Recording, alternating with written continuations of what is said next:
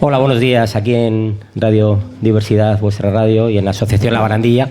Dentro de nuestro programa de Día Internacional de las Personas con Discapacidad, bueno, pues tenemos el enorme placer de contar con dos psicólogas de la Comunidad de Madrid, de la Autónoma además, que nos van a hablar de este problema latente que está cada vez somos más conscientes de estos problemas. Nos lo ha comentado antes el político, ¿no?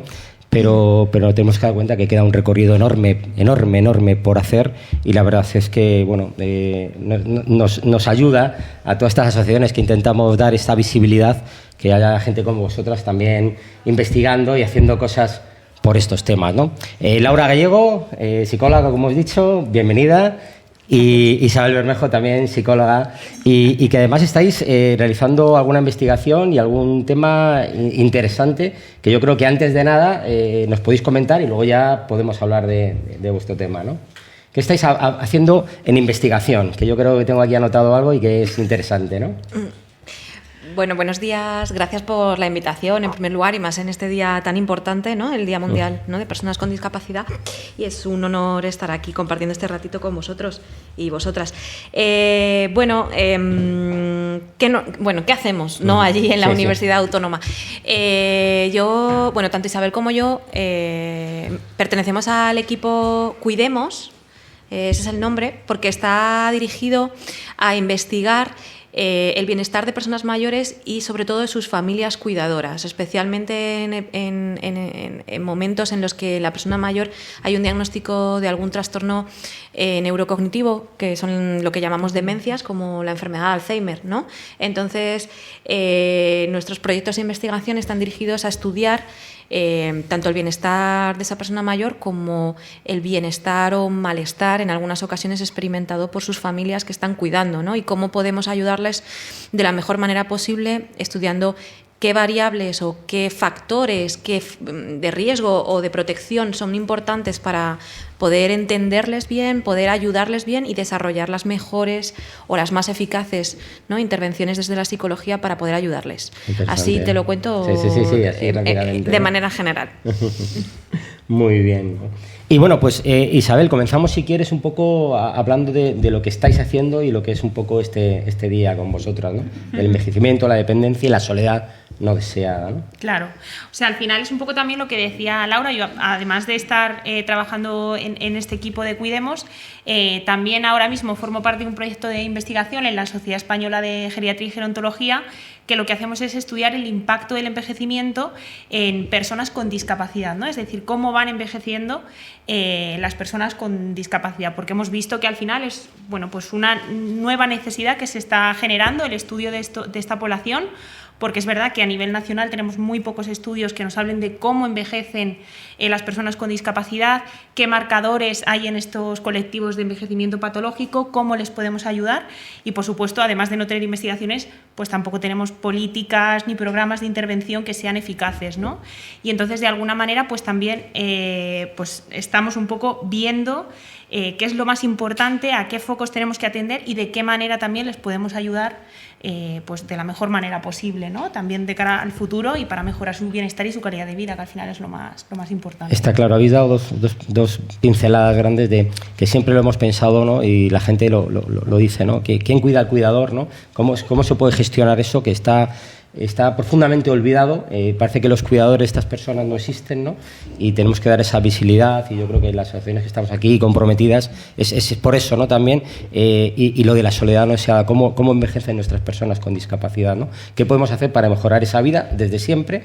Pero yo creo que confluyen esas dos cosas: los cuidadores, esas personas que cuidan a las personas, y las personas que tengan esa calidad de vida que se merecen y que tenemos todos, ¿no? Eso es. Bueno, pues comencemos cuando queráis.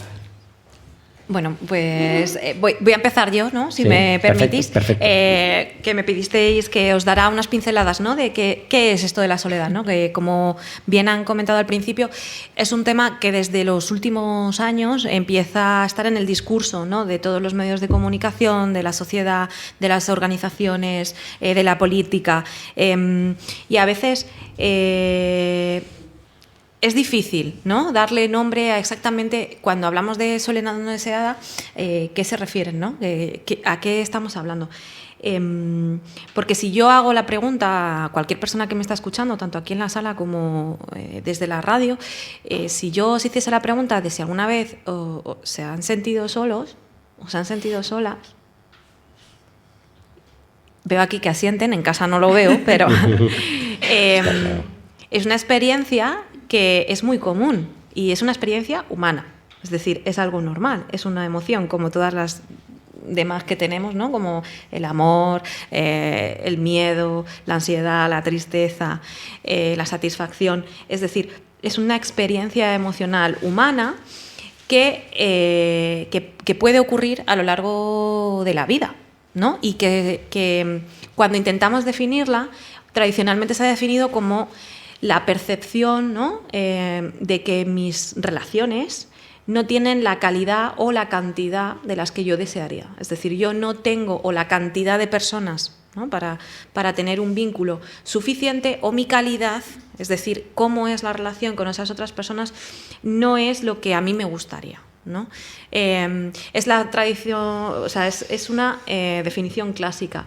A mí me gustaría más también presentaros hoy una definición que es de la psicología, es bastante utilizada y que a mí personalmente como profesional me gusta también un poquito más que solo eso de me doy cuenta de que me gusta o me doy cuenta de que no me gusta, que se define como una condición de vulnerabilidad, de sensaciones de inutilidad, de falta de control, es decir, de no ser capaz de cambiar la situación, de no saber a dónde ir, como una falta de sentido, es decir, sentirse vacío, no saber hacia dónde ir, ¿no? Antes lo han comentado aquí un poco por encima, cuando uno se jubilaba, ¿no? Que habían comentado aquí, uno se jubila, ya no sabe qué hacer, me siento solo, empiezo a dejar de hacer cosas, es decir, es algo mucho más que la simple suma-resta de esto es lo que tengo y esto es lo que quiero, sino que también se caracteriza a veces por la falta de sentido, por sentirme inútil, por sentir que no conecto con nadie, que no tengo ninguna relación que me llene, que me ilusione en la vida, ¿no? Y desde luego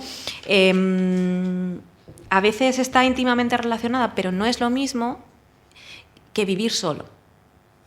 ¿Vale? Que esto a veces lo confundimos, ¿no? Estar solo no es sentirse solo, porque seguramente haya gente que se sienta sola estando acompañada y estando rodeada de gente. Es decir, sentirse esta soledad, esas sensaciones pueden aparecer aunque yo tenga esas relaciones, aunque yo esté íntimamente, o sea, aunque yo tenga, esté rodeada, ¿no? Y desde luego tampoco es estar aislado, ¿no? Estar aislado, aunque es algo que está íntimamente relacionado, estar aislado quiere decir que yo no tengo a nadie. Si yo voy y voy a contar, ¿no? Veo que no tienes ningún apoyo, no tienes a nadie a tu alrededor. Sin embargo, yo me puedo sentir sola, como he dicho antes, ¿no? Aunque tenga gente a mi alrededor, aunque tenga familiares, aunque tenga amigos, aunque tenga pareja, ¿no? Entonces, eso es importante distinguirlo, que la soledad es una experiencia emocional que puede aparecer independientemente de tener o no tener contactos, ¿vale? Es decir, que ya voy a dar pistas de que quizás pues, no hay que trabajar solo la soledad con conectar a otros, sino que a veces hay que trabajar con la persona otras cosas, ¿vale? Que veremos aquí, y que está presente en el discurso últimamente, porque desde el Observatorio Estatal de la Soledad No Deseada, que se inauguró hace unos años, empezaron a hacer encuestas, ¿no? Poblacionales, y los números alarmaron, porque cuando preguntaron a la gente, especialmente después de la pandemia por COVID, cuando preguntaron a la gente si se sentían solas, pues una gran parte de la población española dijo que se sentía sola a menudo, ¿no? Y de hecho, algo que siempre se achacaba a personas mayores, que las personas mayores eran las que se sentían más solas, pues lo que nos chocó como población, por ejemplo, es que la población entre 16 y 24 años, casi el 22-25% de estos jóvenes decían que se sentían solos, que son los que vienen ahora a sucedernos en todo. O sea que los políticos y demás pues vieron estas cifras y fue cuando se echaron las manos a la cabeza diciendo, alarmaron, ¿no? ostras, que nos pasa a todos, ¿no? Y esto es una de las cosas que intento transmitir cuando digo que es una experiencia humana, y es que nos puede pasar a cualquiera. Cuando yo lanzo la pregunta, ¿te has sentido solo alguna vez o te sientes solo ahora? A cualquiera nos podría pasar.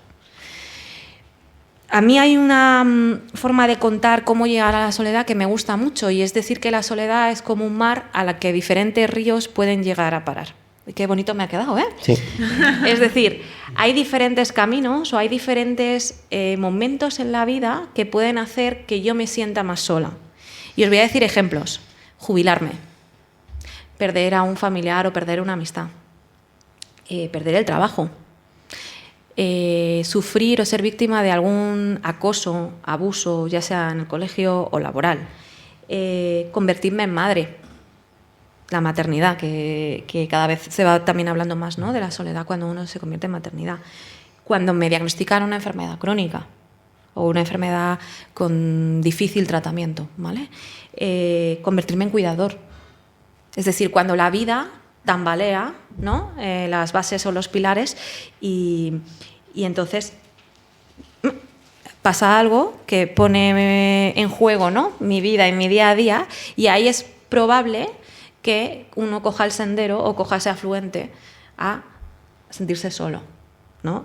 Y esa soledad a veces va a ser normal en el momento que pase, pero es cierto que llega a ser un problema cuando le ponemos esa etiqueta de no deseada, cuando no la deseo, cuando se convierte en crónica, es decir, que se mantiene de mucho tiempo y genera mucho malestar. Es decir, esto va asociado a muchos malestares de más. Por eso la soledad está íntimamente relacionada con la salud mental, porque al final es cuando acaba generando problemas.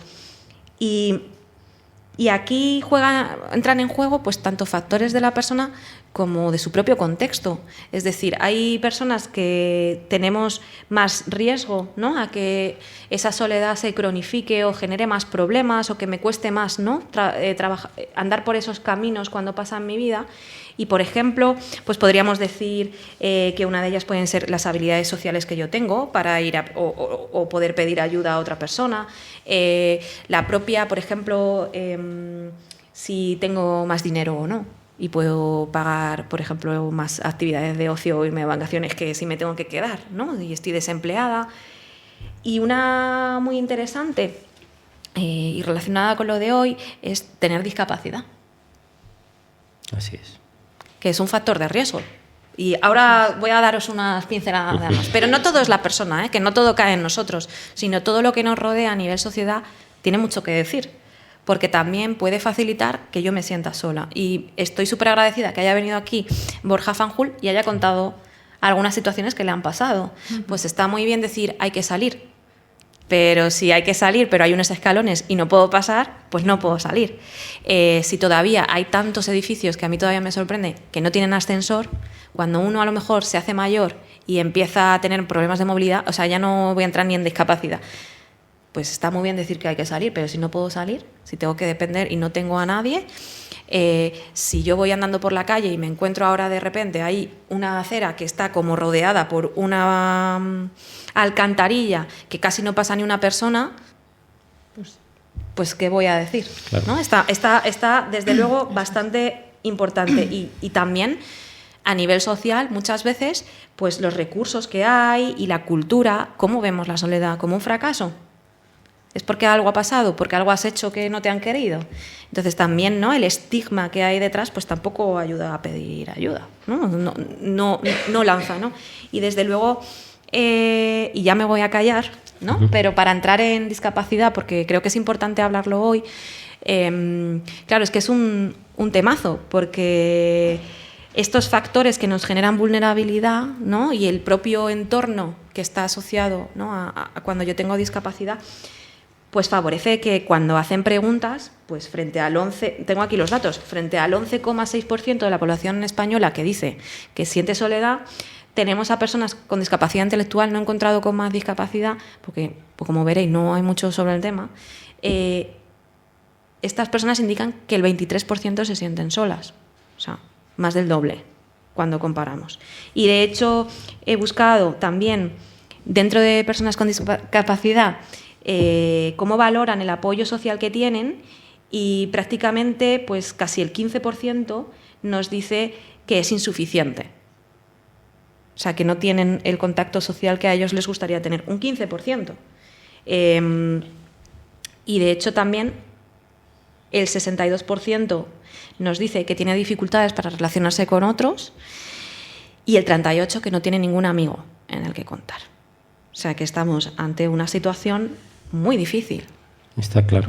Laura, yo quería hacerte una pregunta que a lo mejor la contestas en la siguiente. Tú has dicho algo que me parece muy interesante, es cómo se trabajan las habilidades sociales en personas con discapacidad, cómo se puede trabajar, evidentemente la familia, el trabajo, esto es evidente, pero cómo se puede trabajar con estas personas para que se sienten solas, estas habilidades sociales. Bueno, a ver, yo creo que, no me voy a atrever a dar una respuesta general porque creo que la discapacidad es una horquilla enorme en la que hay muchísimas personas y casos diferentes y habilidades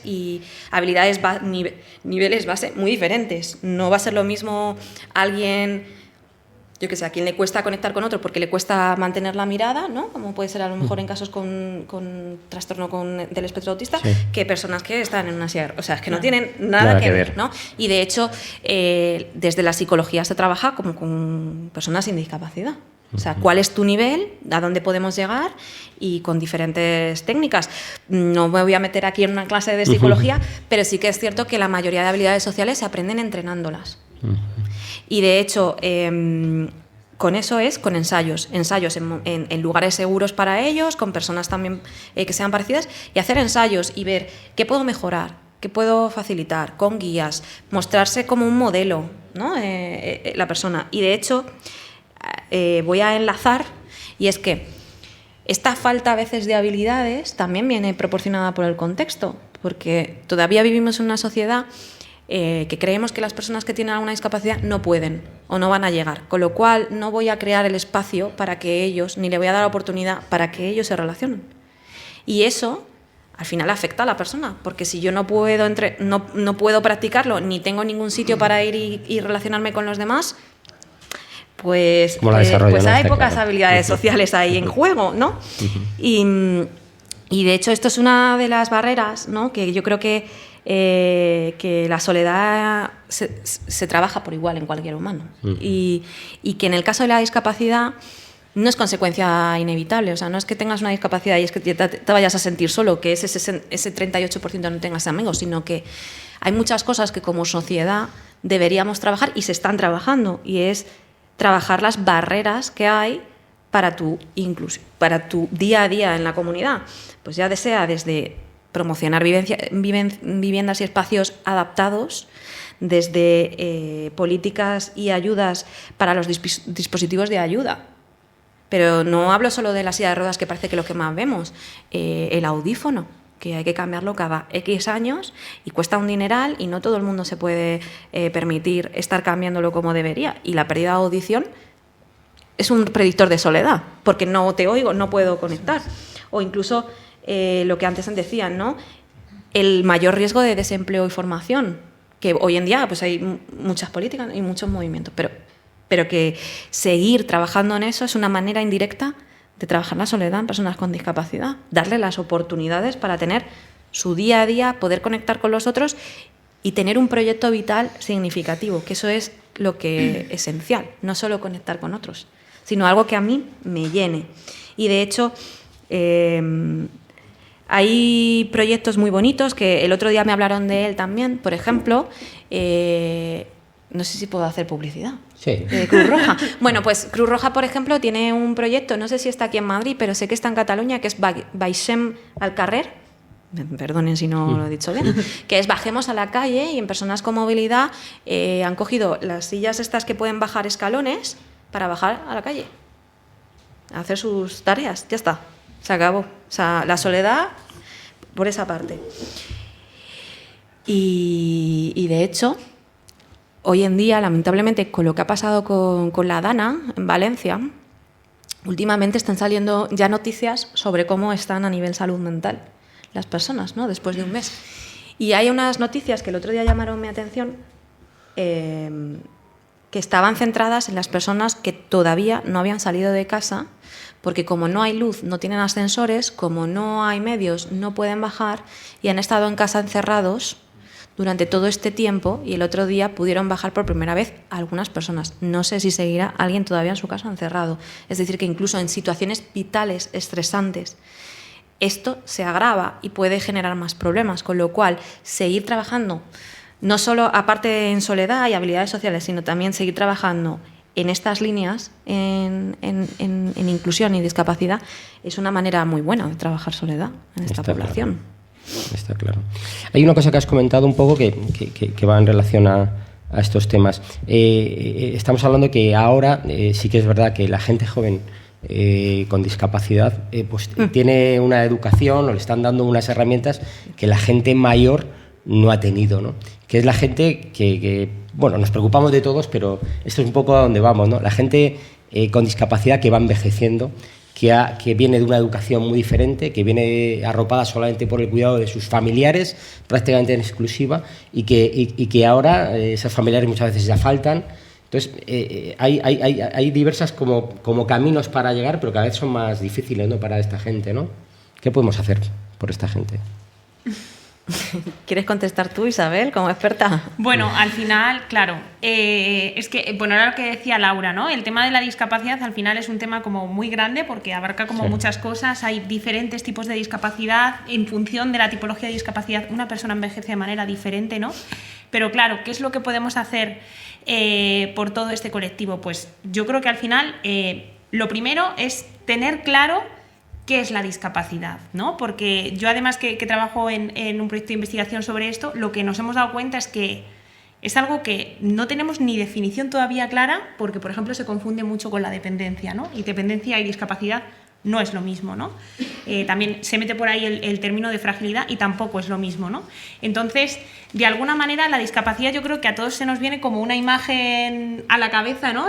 Pues de una persona seguramente mayor, que tiene problemas de movilidad, que incluso puede estar en silla de ruedas, ¿no? Que a lo mejor tiene alguna afectación a nivel cognitivo, y tenemos como esa imagen también como muy estereotipada, ¿no?, de alguna manera.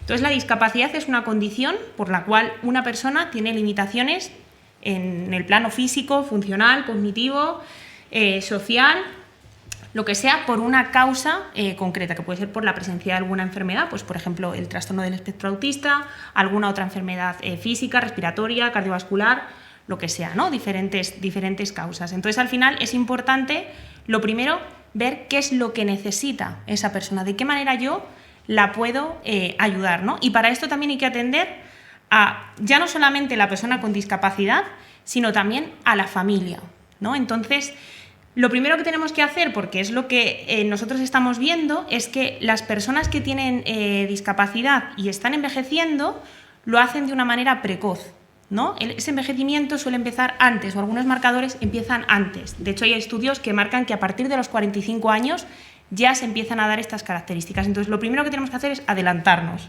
¿no? Y empezar desde ese momento, ¿vale? Atender a este grupo, ¿no?, de alguna manera.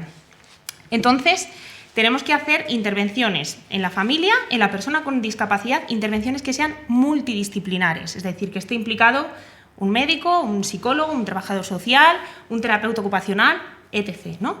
¿Por qué? Porque las repercusiones que se dan en esta población cuando empiezan a envejecer son a muchos niveles, ¿no? Es decir, empeora la salud física. De hecho, por ejemplo, las personas con discapacidad, hay mucha relación entre cuando se tiene una discapacidad también hay un mayor riesgo, por ejemplo, de multimorbilidad, o sea, aparecen 2 o más enfermedades crónicas, o sea, hay problemas a nivel físico, también a nivel psicológico y también a nivel social, y ahí es donde aparece esta soledad no deseada, ¿no?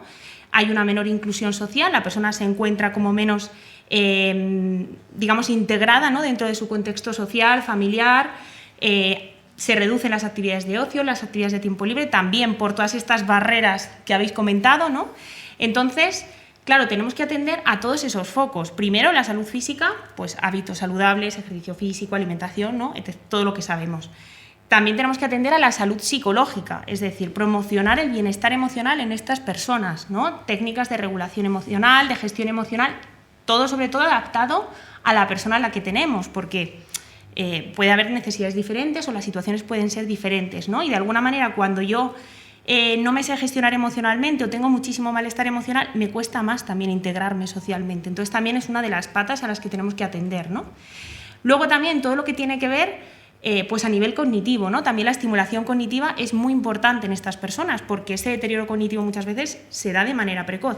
Y claro, y al final estamos atendiendo a nivel cognitivo, pero también podemos trabajar la soledad no deseada mediante todas estas intervenciones. ¿Por qué? Porque si al final trabajamos en grupo, por ejemplo, ¿no? Y hacemos un taller de estimulación cognitiva en grupo, estamos trabajando la soledad no deseada y estamos trabajando las capacidades cognitivas con una sola intervención, ¿no?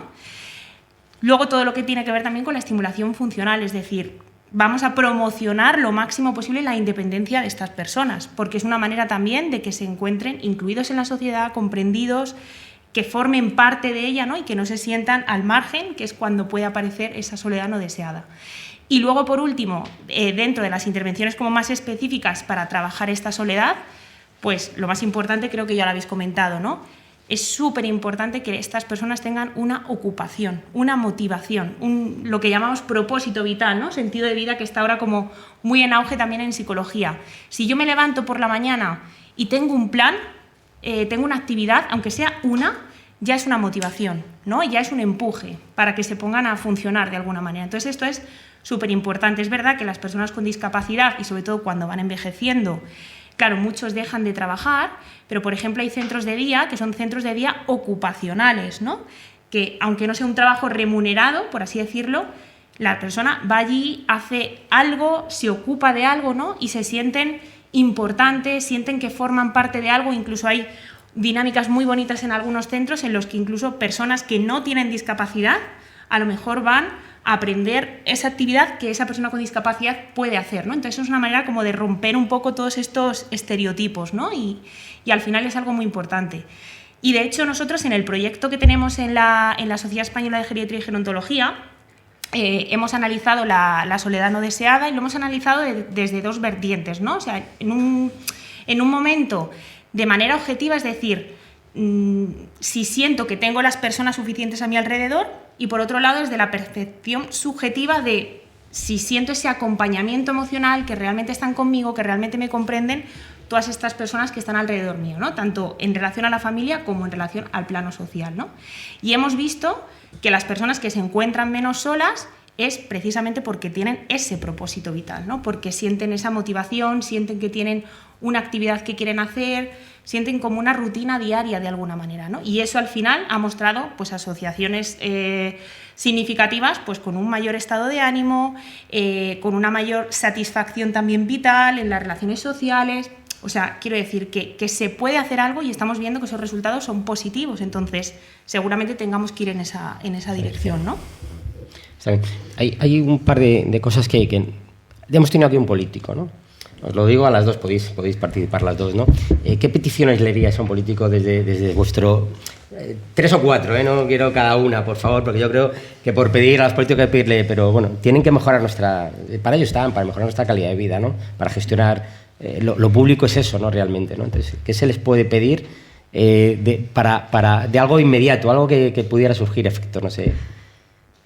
irrealista, ¿no? Esta pregunta es un poco peleaguda. Lo ha hecho cuando estaba presente, ¿no? Que a lo mejor es más...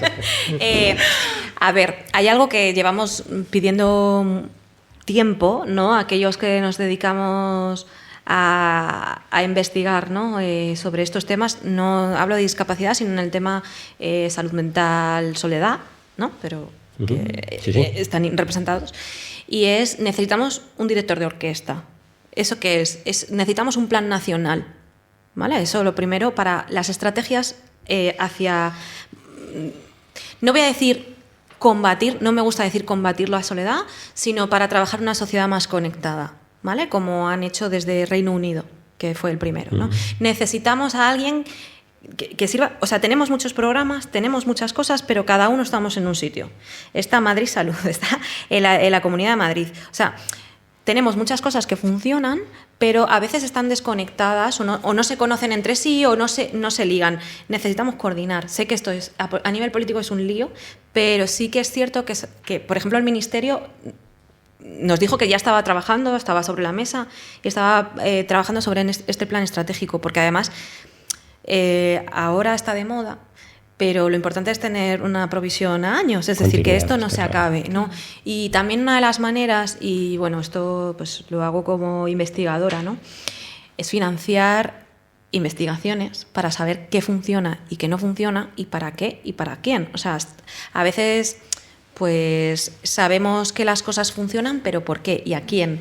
Y para eso se necesita recurso y personal que vaya, que evalúe, que mire la calidad de los programas y que trabaje para seguir avanzando en conocimiento, para conocer cómo trabajar hacia una sociedad más conectada y para conocer que nuestros recursos funcionan y cómo podemos potenciarlos cuanto más mejor a cada persona. Y para eso se necesita investigar. Con lo cual, pues desde la universidad casi siempre lo que solicitamos es potenciar, ¿no?, también el avance en conocimiento y en investigación, incluso la innovación en nuevas maneras o nuevas intervenciones, ¿no? Y esto sí que, pues al final pasa porque los organismos, ¿no?, destinen, ¿no?, recursos a este propósito. Sí, no cerrarnos en el cortoplacismo, ¿no?, y ver un poco una visión de futuro. Y tú, Isabel, ya que estamos con casi en Navidades, va petición de Reyes Magos, justo, ¿no? yo creo, estaba pensando a raíz de lo que estaba comentando Laura, creo que también es muy importante, que yo me he dado cuenta trabajando en este proyecto también, el que todos estos políticos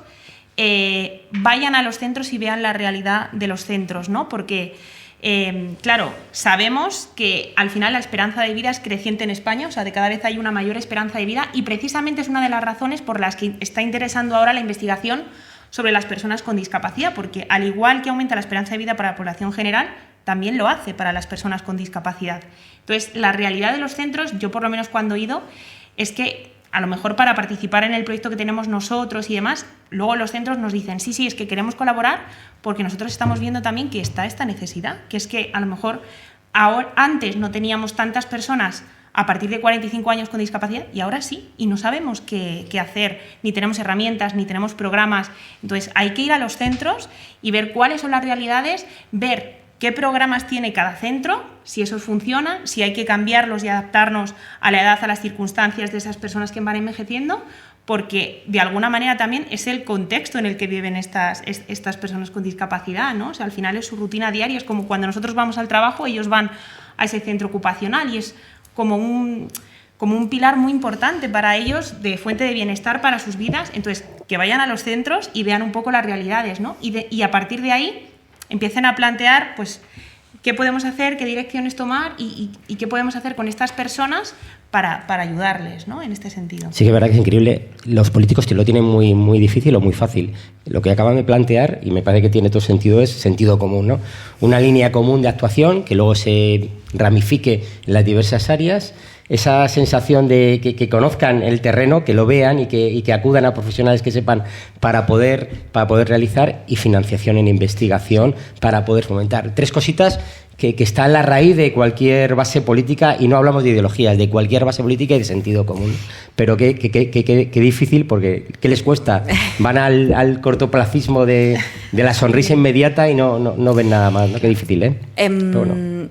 Y por último voy a romper una lanza, ¿no? Sí. Y hablaría también de que necesitamos a nivel social dar un cambio, ¿no? Necesitamos hablar de soledades, no de soledad. O sea, porque esto que decía de los caminos, mucha gente llega a sentir soledad de manera muy diferente y además experimenta de manera muy diferente. No es lo mismo cómo yo me siento sola y cómo te lo defino que cómo me lo diría la mujer que tengo enfrente. Entonces, necesitamos hacer un cambio a que es un fenómeno humano, que hay muchas cosas variables implicadas, es decir, que no es que sea un problema único, sino que muchas veces la soledad es una cosa más que orbita dentro del malestar de alguien y que más que combatirla y eliminarla para siempre, que va a ser imposible, porque es una experiencia que tenemos como un ser humano, que indicaba que cuando éramos ahí neandertales, pues si te sentías solo es que necesitabas empezar a relacionarte con otro porque te ibas a morir.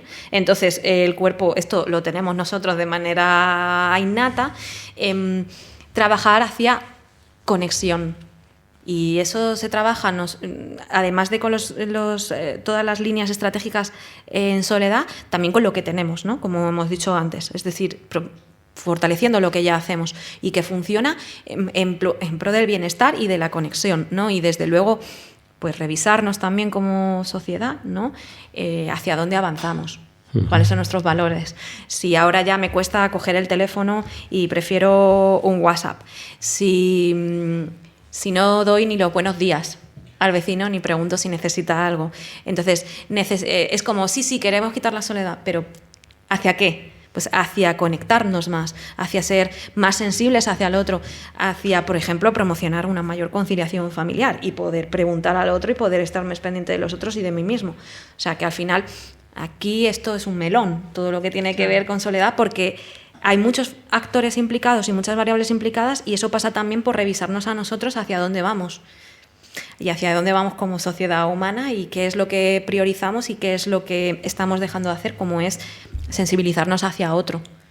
Entonces aquí pues hay pequeños granos de arena que uno puede hacer, como pues ir a preguntar ¿qué tal estás? A alguien que tenías pendiente llamar y que lo dejas para otro momento. Qué difícil, ¿no? Y qué fácil es hacerlo, ¿eh? Cuánto nos cuesta, pero que si te pones a pensar es algo sencillo. No podemos acabar, nos quedan 5 minutos y vamos a intentar, sin poder hablar de las personas que cuidan a nuestros dependientes, ¿no? ¿Qué podemos decir de esta porque normalmente además envejecen, pues son más mayores que ellos, y se encuentra en un camino complicado, ¿no? ¿Qué podemos hacer para mejorar esta gente que cuida de los que lo que necesitan? Es una pregunta... Es muy amplia también. Muy amplia, bueno, sí. Podríamos tirar aquí hablando toda la mañana. Yo creo que es importante, primero, reconocer todo lo que hacen, porque hay veces que no lo reconocemos, y hacen una labor que es esencial para nuestro día a día comunidad, no solo para el familiar al que estén cuidando, sino en general para todos como sociedad. Y decirles que si en estos momentos sienten soledad, por ejemplo, hoy que lo estamos aquí enfocando a soledad, pues es totalmente normal. Sí. Igual que es totalmente normal sentirse agotado o en cualquier momento perder los nervios porque estoy cansado, porque no puedo. Entonces, no sentirse, o sea, sentirse sola, sentirse culpable, sentirse enfadada, por favor, no lo tomen como signos de ser un mal cuidador, ni de ser un mal familiar, ni de querer menos, sino que a veces son signos de que quizás estás en una situación muy difícil, que quizás estás sobrepasada y hay que pedir ayuda, y pedir ayuda no es un signo de ser peor ni mejor, o sea, mejor no quiero decir, ni peor ni hacerlo muy mal, y que a veces eso pasa también por, aunque cuesta al principio, dedicarse un poco de tiempo y no olvidarse de uno mismo, porque a veces cuando estoy cuidando a otro es fácil olvidarse de mí mismo, porque priorizamos por cuidar a otro y nuestras necesidades se convierten en deseos que no son tan importantes, y a veces son muy importantes para poder tener energía, poder cuidar, poder cuidarme y también tener mis derechos como persona y poder seguir teniendo bienestar, que al final uno lo que persigue es cuidar en las mejores condiciones posibles, ¿no? Y desde luego eso es lo que les diría así desde aquí como mensaje generalizado. Sí, yo creo que al final siempre sale el mensaje esto de ¿qué podemos hacer por los cuidadores? Siempre nos sale la palabra de, bueno, pues es que hay que cuidarse, ¿no? Que es como lo que más tenemos en la cabeza. Y yo siempre digo que al final se ha vendido como una imagen del autocuidado desde el haz cosas, ¿no? Haz planes, diviértete, sal con gente, y a lo mejor una persona que es cuidadora, que cuida de un familiar 24 horas al día, como tenemos nosotros muchos casos, dicen, ¿y cuándo lo hago, no? Entonces, yo siempre digo que al final el autocuidado no son grandes gestos, son pequeños detalles. Que un cuidador se pregunte todos los días cómo está, eso ya es un paso enorme. Nosotras en las investigaciones, yo misma en las entrevistas que hacemos, muchas veces les preguntamos, ¿cómo te encuentras emocionalmente, no? O sientes que estás triste la mayor parte del tiempo, y te dicen, pues es que no lo sé. Digo, claro, es que a lo mejor nunca te lo has preguntado, ¿no? Pues a lo mejor es ahora el momento de hacerlo, ¿no? Pues hay que empezar por ahí, o sea, que uno se pregunte cómo está, ya estoy cambiando ese foco de atención. No significa que me olvide de la persona a la que estoy cuidando, es que también me veo a mí. Y ese es el primer paso. Y luego el decir, vale, ¿qué puedo hacer hoy, en el presente, para que yo también me pueda prestar un poquito de atención, aunque sea un 10% de atención y un 90% de la atención que le doy a mi familiar? Entonces, al final, yo creo que la clave es eso, ¿no? El hacer pequeños gestos. No hay que hacer grandes cosas para cuidarse, no hay que irse de viaje, ni si lo quieren hacer, perfecto, ¿no? Pero muchas veces no tienen ni el tiempo ni las ganas, incluso por todo lo difícil que es. Entonces, al final, que se pregunten qué es lo que necesitan para que hoy, a esta hora, esté un poquito mejor, ¿no? Eso es. Y que no esperen que a veces la ayuda venga de otros, que la pidan antes. Que a veces, como estamos todos metidos en nuestro ombligo, y conecta con lo que he dicho antes, no paramos a preguntar qué tal estás o cómo te va. Y además que a veces es desagradable porque, claro, te cuentan cosas que no quieres escuchar, entonces es como, mira, prefiero no preguntarle, ¿no? Y eso al final genera sentirme no entendido o no pedir ayuda por no molestar. Entonces, uno no tiene que sentarse a esperar que la ayuda venga del cielo. Si de verdad necesitas ayuda, búscala, pídela, porque seguramente hay algún recurso, algún profesional o alguna persona que esté dispuesta, aunque solo sea, a escucharte. ¿Vale? Pues Isabel, Laura, muchísimas gracias por esto y nada, desearos que sigáis investigando porque esto nos ayuda a todos. 5 minutillos de buena música y seguimos.